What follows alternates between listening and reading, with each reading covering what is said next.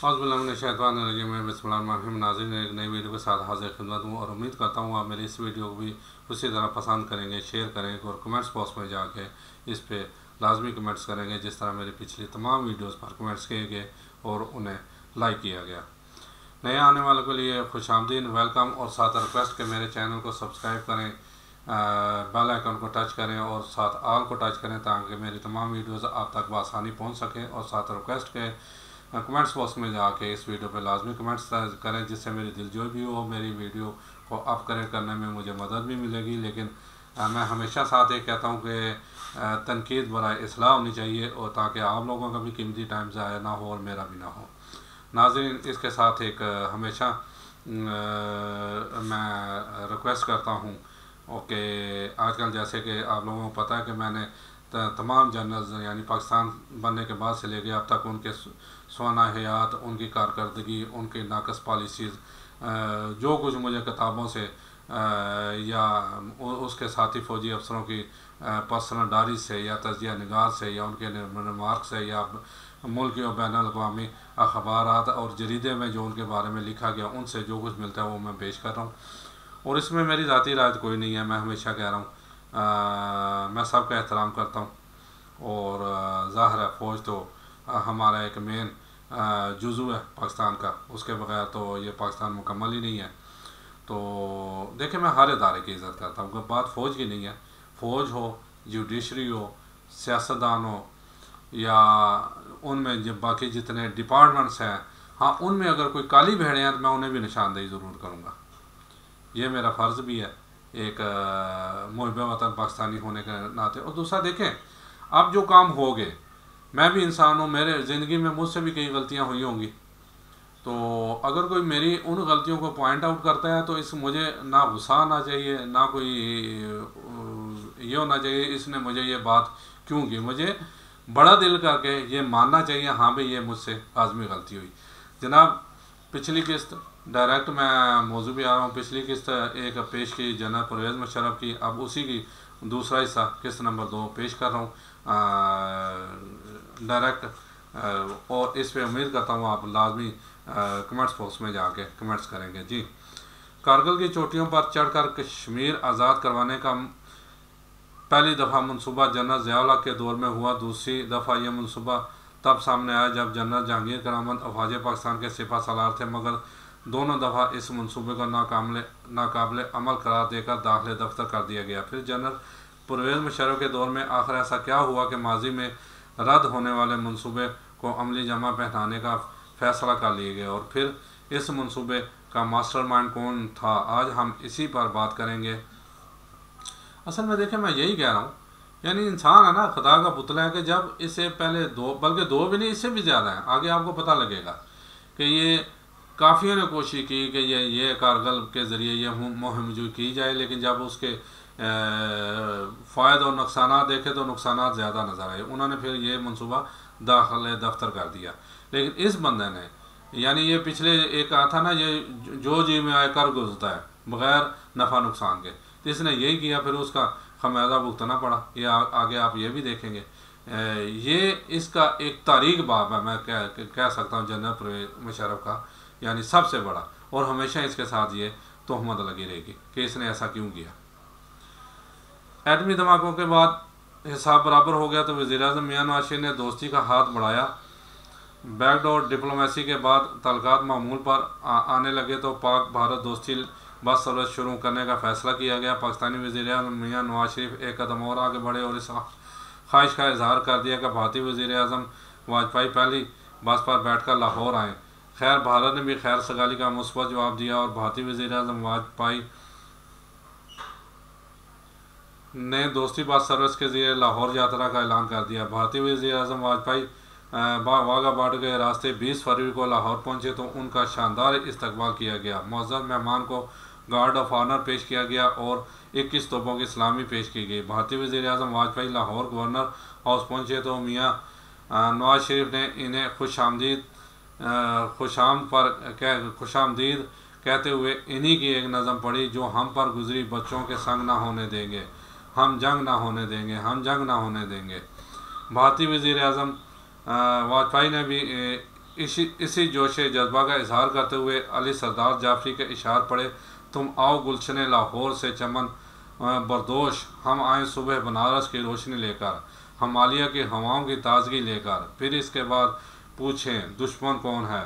اگلے روز مینار پاکستان پر حاضری دی اور کہا، کچھ دوستوں کا خیال تھا کہ مجھے مینار پاکستان نہیں جانا چاہیے، کیونکہ اگر میں مینار پاکستان جاؤں گا تو قیام پاکستان پر مہر لگ جائے گی، مگر میرا ذاتی خیال ہے کہ پاکستان ایک حقیقت ہے اور اسے کسی کی مہر درکار نہیں۔ بھارتی وزیر اعظم واجپئی کی اپنے وفد کے ساتھ پاکستان آمد بہت بڑا بریک تھرو تھا اور نئی تاریخ لکھی جا رہی تھی، مگر بعض حلقوں کو پاک بھارت دوستی سے خوف آتا ہے۔ یہی وجہ ہے کہ بھارتی وزیر اعظم واجپئی کی لاہور آمد پر نہ صرف پرتشدد احتجاج ہوا بلکہ جلاؤ گراؤ اور پتھراؤ بھی کیا گیا۔ جماعت اسلامی کے امیر قاضی حسین احمد نے واجپئی کی لاہور آمد پر نہ صرف یوم سیاہ منایا اور شٹر ڈاؤن ہڑتال کا اعلان کر دیا، بلکہ یہ دھمکی بھی دے رکھی تھی کہ اگر آج کسی نے دکان کھولی تو اس کا حشر سب دیکھیں گے۔ لاہور دن بھر میدان جنگ بنا رہا۔ آدھی رات تک پرتشدد مظاہرین کی لاہور پولیس سے جھڑپوں کا گاڑیوں کی بھی نقصان پہنچا۔ نسیم زہرا نے اپنی کتاب فرام کارگل ٹو دا کو میں لکھا ہے، ان پرتشدد اداروں کو خفیہ اداروں کی حمایت حاصل تھی۔ اس وقت کے وزیر خارجہ سرتاج عزیز نے بھی اپنی کتاب بٹوین ڈریمز اینڈ ریالٹیز میں لکھا ہے کہ جماعت اسلامی کے ان مظاہرین کو ان ایجنسیوں کی آشرواد حاصل تھی جو بھارت کے ساتھ امن عمل کی مخالف تھی، یعنی بھارت کے ساتھ امن عمل کی مخالف تھی۔ بہرحال اس پرتشدد احتجاج کے باوجود معاہدہ لاہور پر دستخط ہو گئے، جس میں طے پایا کہ مسئلہ کشمیر کو شملہ معاہدے کے مطابق حل کیا جائے گا۔ یہ بھارتی وزیر اعظم واجپئی کے استقبال کے دوران army chief general Pervez Musharraf دکھائی نہ دیے تو یہ تاثر پیدا ہوا کہ شاید وہ بھی پاک بھارت مذاکراتی عمل کو ناپسندیدگی کی نگاہ سے دیکھ رہے ہیں۔ یہ چہم گوئیاں بھی ہوئیں کہ دراصل وہ بھارتی وزیر اعظم واجپئی کو سلیوٹ نہیں کرنا چاہتے، اس لیے استقبال کرنے نہیں آئے۔ وفاقی وزیر خارجہ سرتاج عزیز کے مطابق یہ چہم گوئیاں بے بنیاد ہیں۔ سرتاج عزیز نے اپنی کتاب بٹوین ڈریمز اینڈ ریالٹیز میں لکھا ہے کہ جب وزیر اعظم واجپئی کا دورہ لاہور کنفرم ہوا تو چینی وزیر دفاع نے بھی پاکستان آنا تھا۔ وزیر اعظم میاں نواز شریف نے خود یہ فیصلہ کیا کہ تینوں سروسز چیف اور وزیر خارجہ چینی وزیر دفاع کا استقبال کریں اور ان سے ملاقات کرنے کے بعد اگلے روز لاہور آ جائیں، مگر یہ بھی حقیقت ہے کہ اگلے روز وزیر خارجہ سرتاج عزیز تو لاہور پہنچے مگر army chief general Pervez Musharraf تشریف نہ لائے۔ جب وزیر اعظم میاں نواز شریف بھارتی ہم منصب وزیر اعظم واجپئی کے ساتھ راہ و رسم بڑھا رہے تھے اور دو طرفہ دوستی کے گیت گا رہے تھے تو جنرل پرویز مشرف امن عمل کو سبوتاژ کرنے کے لیے کارگل میں میدان جنگ سجا رہے تھے اور آپریشن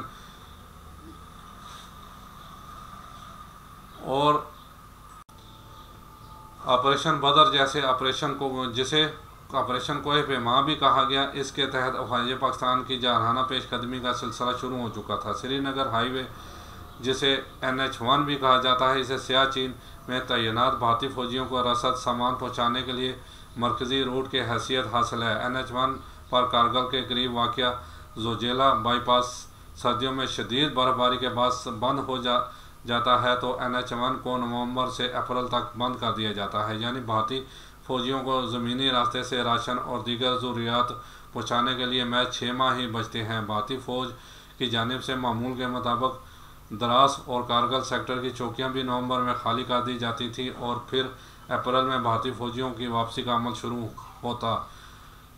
پاک فوج کی طرف سے برس ہا برس یہ سوچا جا رہا تھا کہ کیوں نہ سردیوں میں خالی کی گئی ان چوکیوں پر قبضہ کر کے لداخ سری نگر ہائی وے کو بلاک کر دیا جائے۔ میجر جنرل ظہیر الاسلام عباسی جب فورس کمانڈ ناردرن ایریا کے کمانڈنٹ تھے تو انہوں نے بھی ایک ایسی مہم کی جس میں پاک فوج کو بھاری نقصان اٹھانا پڑا۔ اس ناکام مہم جوئی کی تفصیل جنرل عبدالوحید کاکر کی ویڈیو میں بیان کی جا چکی ہے۔ محترمہ بینظیر بھٹو وزیر اعظم تھی۔ جنرل اسلم بیگ نے انہیں سری نگر فتح کرنے کی ترغیب دی اور پھر جب وہ دوسری بار وزیر اعظم بنی تو DG military operation general Pervez Musharraf نے کشمیر آزاد کروانے کی پیشکش کی۔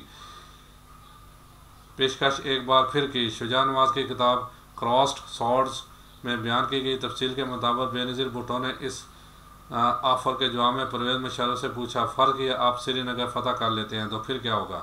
پرویز مشرف نے کہا، پھر میں کشمیر اسمبلی کی عمارت پر سبز حلالی پرچم لہرا دوں گا۔ بے نظیر نے کہا، اچھا ٹھیک ہے، لہرا دیا، پھر اس کے بعد کیا ہوگا؟ پرویز مشرف نے کہا، آپ اس کے بعد اقوام متحدہ جائیں گی اور بتائیں گی کہ ہم نے سری نگر فتح کر لیا ہے۔ بے نظیر بھٹو نے کہا، چلیں مان لیا، یہ بھی ہو گیا، میں نے بتا دیا، پھر کیا ہوگا؟ پرویز مشرف نے کہا، آپ انہیں کہیں گی کہ دنیا کے نقشے پر جغرافیہ بدل دو۔ بے نظیر نے کہا، میں نے کہہ دی یہ بات، اس کے بعد کیا ہوگا؟ پرویز مشرف نے زچ ہوتے ہوئے کہا، ہم جیت چکے ہیں، بس اور کیا، آخر آپ مجھ سے کیا کہلوانا چاہتی ہیں؟ بے نظیر نے پہلو بدلا اور کہا، نہیں جنرل صاحب ایسے نہیں، اگر میں انہیں کہوں گی تو وہ کہیں گے کہ واپس جاؤ، وہ کہیں گے سری نگر ہی نہیں آزاد کشمیر سے بھی فوج نکالو، کیونکہ اقوام متحدہ کی قرارداد کے مطابق استصواب رائے کے لیے ہمیں آزاد کشمیر سے بھی فوج نکالنا پڑے گی۔ کارگل کی مہم جوئی کا منصوبہ پہلی بار جنرل ضیاء اللہ کے دور میں سامنے آیا۔ جی ایچ کیو کے منصوبہ بندی کے ڈائریکٹوریٹ کو یہ ٹاسک دیا گیا، جس نے تجویز دی کہ کارگل کی چوٹیوں پر قبضہ کر کے NH-1 کی سپلائی لائن کاٹ دی جائے اور پھر بھرپور حملہ کیا جائے۔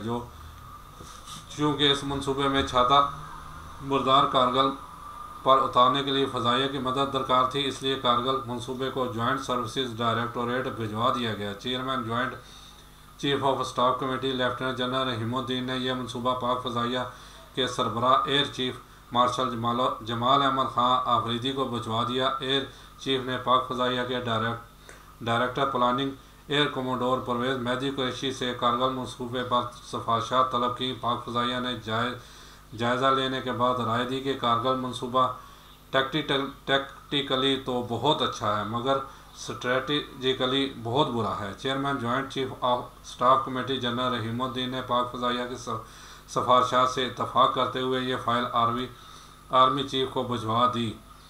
جنرل ضیاء الحق نے اس منصوبے پر DGISI lieutenant general Akhtar Abdul Rahman سے رائے مانگی۔ جنرل اختر عبدالرحمان نے یہ تجویز دے کر اس منصوبے کو نیا رخ دے دیا کہ کارگل مہم جوئی کے لیے ریگولر دستوں کی بجائے افغان مجاہدین پر انحصار کیا جائے۔ اس دوران سانحہ اوجری کیمپ جونیجو حکومت کی برطرفی اور مسائل کے باعث کوئی پیش رفت نہ ہو سکی اور پھر فوجی قیادت 17 اگست 1988 کو ایک المناک فضائی حادثے میں لقمہ اجل بن گئی۔ جب جنرل جہانگیر کرامت آرمی چیف تھے تو ISI میں تعینات جنرل عزیز خان نے کارگل کی چوٹیوں پر قبضہ کرنے کا منصوبہ ایک بار پھر پیش کیا۔ جنرل جہانگیر کرامت چونکہ پروفیشنل آرمی چیف تھے، اس لیے انہوں نے SOPs کے مطابق یہ منصوبہ GHQ کے منصوبہ بندی ڈائریکٹوریٹ کو بھجوا دیا۔ تفصیلی جائزے کے دوران ISI ہی نہیں پاک فضائیہ اور پاک بحریہ کی رائے بھی معلوم کی گئی اور جامع تجزیہ کرنے کے بعد اس منصوبہ کو ناقابل عمل قرار دے دیا گیا۔ اس منصوبہ پر کیے گئے اعتراضات میں سب سے اہم نقطہ یہ تھا کہ چوٹیوں پر قبضہ تو کر لیا جائے گا مگر اس کے بعد کیا ہوگا؟ اس حوالے سے ابہام پایا جاتا ہے۔ ایک بار پھر یہ کہا گیا کہ منصوبہ ٹیکٹیکلی تو اچھا ہے لیکن اسٹریٹجیکلی بہت بھیانک ہے۔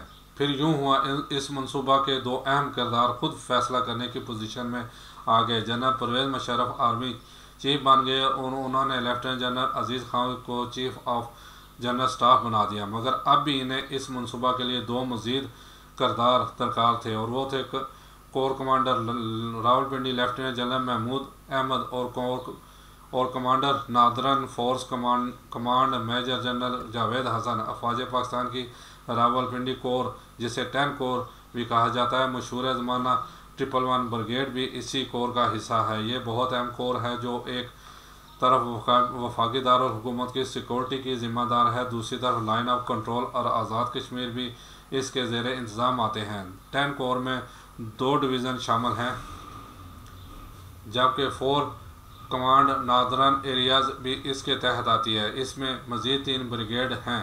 10 کور کے تنظیمی ڈھانچے کے مطابق lieutenant general Mahmood Ahmed corps commander Rawalpindi تھے، major general Javed Hassan SCNA کے کمانڈر تھے،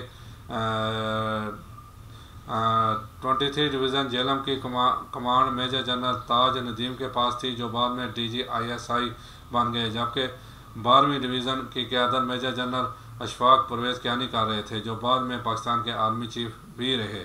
آرمی چیف بنتے ہی general Pervez Musharraf CGS lieutenant general Aziz Khan اور corps commander 10 corps lieutenant general Mahmood Ahmed کو ساتھ لے کر FCNA کے ہیڈ کوارٹر گئے، جہاں commander FCNA major general Javed Hassan نے ان کو لائن آف کنٹرول کا دورہ کروایا اور بتایا کہ کارگل پر قبضہ کے خواب کو حقیقت کا روپ دینے کا وقت آن پہنچا ہے۔ لیفٹیننٹ جنرل عزیز خان خود FCNA کے کمانڈر رہ چکے تھے، اور پھر یہ منصوبہ تو جنرل پرویز مشرف کا بھی برین چائلڈ تھا۔ چنانچہ زبانی طور پر تو اسی وقت کارگل کی مہم کی منظوری دے دی گئی۔ آپریشن کوہ پیما کے نام سے شروع کی گئی یہ مہم جوئی کا ابتدائی منصوبہ تو یہ تھا کہ لائن آف کنٹرول پار کرنے کے بعد بھارت کی 10 سے 12 پوسٹوں پر قبضہ کر کے NH-1 کے ذریعے بھارت کی سپلائی لائن کاٹ دی جائے، لیکن جب لائن آف کنٹرول کے آس پاس دور دور تک بھارتی فوج دکھائی نہ دی تو زیادہ سے زیادہ علاقہ فتح کرنے کے لالچ میں منصوبے کو پھیلا دیا گیا اور بھارت کے زیر قبضہ علاقے میں 196 پوسٹیں قائم کرنے کا فیصلہ کر لیا گیا۔ اس منصوبے کی بنیاد اس مفروضے پر رکھی گئی کہ جب ہم NH-1 کی سپلائی لائن منقطع کر کے بھارت کو گردن سے دبوچ لیں گے تو وہ مزاحمت نہیں کر سکے گا۔ سیاہ چین میں تعینات فوجی دستوں کو راشن نہ پہنچنے کے باعث جان کے لالے پڑ جائیں گے اور بھارت مقبوضہ کشمیر کا علاقہ پلیٹ میں رکھ کر پاکستان کو پیش کرنے پر مجبور ہو جائے گا۔ میجر جنرل جاوید حسن FCNA کی کمانڈ سنبھالنے سے پہلے امریکہ میں ملٹری اتاشی کے طور پر تعینات رہے اور ان کا خیال تھا کہ امریکی بھارت کو اچھا ہی نہیں سمجھتے۔ بقول ان کے امریکہ میں تعیناتی کے دوران امریکی حکام سے مسئلہ کشمیر پر بات ہوتی تو وہ کہتے جنرل تمہارے پاس نہ تو قوت ارادی ہے اور نہ ہی وسائل، جب یہ دونوں چیزیں ہوں تو پھر بات کرنا۔ ان کا خیال تھا کارگل مہم جوئی کے دوران امریکہ کا جھکاؤ پاکستان کی طرف ہوگا۔ کارگل پر مہم جوئی کے منصوبے کو اس قدر خفیہ رکھا گیا کہ منتخب جمہوری حکومت تو کیا، فوجی قیادت کو بھی آپریشن کوہ پیما کی بھنک نہ پڑنے دی۔ لیفٹیننٹ جنرل شاہد عزیز جو اس وقت ISI میں DG انالیسز تھے، وہ اپنی کتاب یہ خاموشی کہاں تک میں بتاتے ہیں کہ general Pervez Musharraf, lieutenant general Muhammad Aziz Khan, lieutenant general Mahmood Ahmed اور میجر جنرل جاوید حسن کے علاوہ کسی بھی سینئر فوجی افسروں کو اس کارروائی کا کان علم نہ تھا، یہاں تک کہ 10 کور ہیڈ کوارٹر کے سٹاف کو بھی بے خبر رکھا گیا اور DG military operation lieutenant general Tauqir Zia کو بھی تب بتایا گیا جب پانی ساتھ سے گزر چکا تھا۔ آپریشن کوہ پیما کے مطابق افواج پاکستان نے کسی بھی مزاحمت کا سامنا کیے بغیر دشمن کے خالی کیے ہوئے مورچوں پر بآسانی قبضہ کر لیا تھا، مگر کارگل پر فاتحانہ چڑھائی، پسپائی، رسوائی اور پھر جگ ہنسائی میں کیسے بدل گئی، اس پر بات ہوگی اگلی قسط میں۔ اس وقت تک کے لیے اجازت دیجیے، میرا اور آپ کا اللہ حامی و ناصر۔ السلام علیکم ورحمۃ اللہ وبرکاتہ۔